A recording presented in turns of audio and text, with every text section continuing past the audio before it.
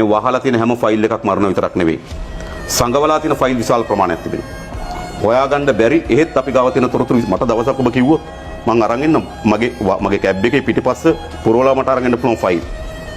හරි අපි ස්ථාන ගණනාව කියලා තියලා තියෙනවා. ඒ කියන්නේ ජාති ස්ථාන ගණනාව කියන රහසිගතව. රහසිගත මම ගාව තියෙනවා. මම එකක් කොපියක් අරන් එන්න දවස් ඔබ කිව්වා. කොපියක් අරගෙන ඔබට මම කියන්නේ එකක් මේ ෆයිල් එක අදින්න කියලා යටි. හරිද?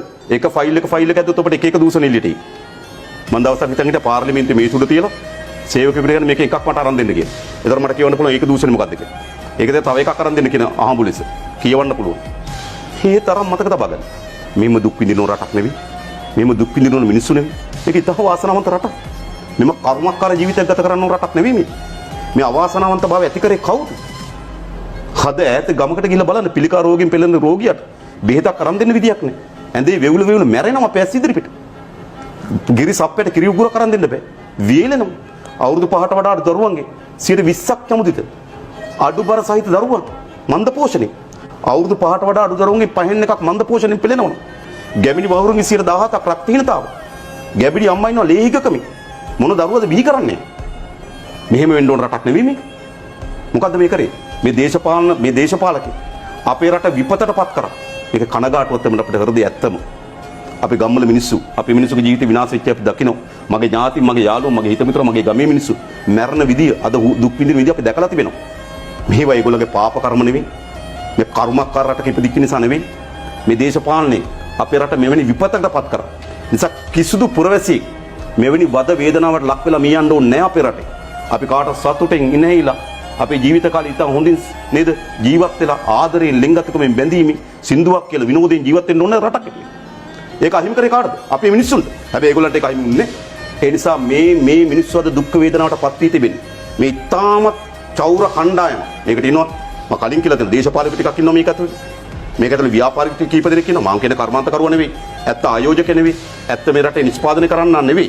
චෞර වලල්ල ඇතුලේ ව්‍යාපාරික ටිකක් ඉන්නවා. මේක ඇතුලේ දේශපාලක ටිකක් ඉන්නවා, ව්‍යාපාරික ටිකක් ඉන්නවා, රාජ්‍ය නිලධාරීන් ටිකක් ඉන්නවා. නේද? ඒ වගේම පාතාලි සම්බන්ධතාවයන් තිබෙනවා. ඒ වගේම පොලිසිය කීප දෙනෙක් ඉන්නවා. හරිද? මෙවැනි ඉතා කුඩා චෞර වලල්ල අපේ රටේ මුළු සාරේ උරාගෙන තිබෙනවා. ලක්ෂ සංඛ්‍යාත මිනිස්සු දුක් විඳිනවා. ලක්ෂ සංඛ්‍යාත මිනිස්සු අඬනවා. ලයිට් එක නැතුව දරුවට නිදා ගන්න බෑ. ෆෑන් එක නැතුව දරුවට නිදා ගන්න බෑ. දරුවත් එක්ක අම්මා එළි වෙනකන් ඇරලා ඉන්නේ. ගෑස් ටිකක් අරගෙන උයා ගන්න විදියක් නැහැ. පරිප්පු ටිකක් ගිහලා කඩේට ගන්න විදියක් නැහැ. නේද? කිරිපිටි උගුරක් බොන්න විදියක් නැහැ. මෙහෙම දුක් විඳිනකොට ලක්ෂ සංඛ්‍යාත ජනතාව ඉත අතලොස්සක් මේ රටේ මහජනයාගේ ධනිය උකහාගෙන උරා බීලා නේද විනාශ කරලා තිබෙනවා. එයාට දඬුවම් දෙන්න ඕනේ නැද්ද? ඒ දේපල පවර ගන්න ඕනේ නැද්ද? මොන අනතුරකට මුහුණ දීලා හරි මතක තබා ගන්න. සමහර අය හිතන්නේ මේගොල්ලෝ ගාව ධනෙ තියෙනවා, බලය තියෙනවා, ඒවට අපි යටත් වෙයි කියලා. දැක්කනේ අවන් ගාඩ්ලා නේ කොහොමද සෙල්ලම් දාන්නේ? එයා ජනාධිපති එක චන්දිකට කිව්වා මිලියන 500ක් විතර කරනවා මාව පරාද කරන්න. ඇයි? ඔබ හිතන නිකන් ඉන්න මුදලාලි කෙනෙක් මේ മന്ത്രിවරයෙක් පරාද කරන්නේ? මොකටද? කෝටි 800ක් අවුරුදු දෙකමාරකට නාවික හමුදාවට ආපු සල්ලි. ඒ වෙලාවට නාවික හමුදාපති සින්නయ్య මාත්මය ප්‍රකාශ කළා කිව්ව මොකද්ද? අපි ඇවන්ගාඩ් බිස්නස් එක කරා. ඒ කියන්නේ මුහුදු ආරක්ෂක බිස්නස් එක කරා. අපි කෝටි 800ක් ඉපෙව්වා කිව්වා. හරිද? ඒව හොරා පාරේ ඇවන්ගාඩ්ට හැරෙව්වේ. හරි දැනුත් ආපහු ගෝඨාභයකට ඒගොල්ලෝ ලයිසන්ස් දුන්නා. ඒවට තමයි මේ නටන්නේ. මම දැක්ක මේ ඊපෙරේදා නිරියහනට යන්නේ කාත් එක්කද? ඒ චෞර ව්‍යාපාර කියන්නේ ආරක්ෂක ලේකම් එක. කොහෙද මේ සම්බන්ධතාව තියෙන්නේ?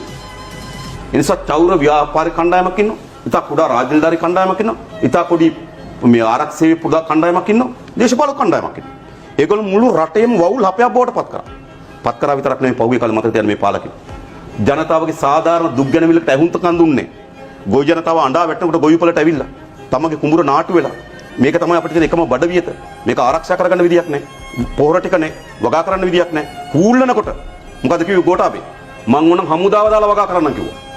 දැන් ජනතාවගේ නැගිටිම වගේ හමුදාව දාලා යොදවන්න බලන්න. එදා කොහොමද පම්පෝරේ ගෙවුවේ? මතක තියාගන්න මේ පාලකේ කවුද කියලා. අර අහිංසක අම්මා තාත්තා වගා කරගන්න විදියක් නැත්නම් කුඹුරේ හූල්ල ඉන්නකොට රටේ නායකයෙක් කියනවා මට ඕනම් හමුදාව දාලා නේද? බෙල්ලෙන් අල්ලගෙන ගිහලා වගා කරවන්න පුළුවන්. මේම නායකයෝ බැසි රාජපක්ෂ ඇවිල්ලා එයාපෝට් එකෙන් බහිනකොට මාධ්‍යවේදීන් එහෙම මොකද්ද? දැන් මොකද්ද වෙන්නේ කියලා. රටේ ප්‍රශ්න තියෙන නෑ එච්චර දුර හිතන්න එපා. ඒගොල්ලෝ දුර හිතන්න ඕනේ නෑ පුරවැස දුර හිතන්න ඕන. නේද? එහෙමනේ කිව්වේ. එච්චර දුර හිතන්න එපා. එච්චර ඈත හිතන්න එපා. මේ පුරවැසියට කන්න විදියක් නෑ. මුදල් ඇමතිවරයා එහෙමයි කිව්වේ. හරි සමහර මන්ද කර පෝට්ටුවේ ලේකම්වරයා මොකද්ද කිව්වේ? හරිද?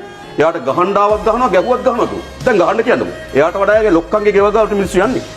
එයා කවුද දෙන්නේ? මෙහෙමයි මිනිස්සුගේ සාධාරණ දුක් ගැන ඉවිල්ලා ඉදිරිපත් කරනකොට මේ පාලක උද්දච්ච ලෙස ඇසුරුනේ.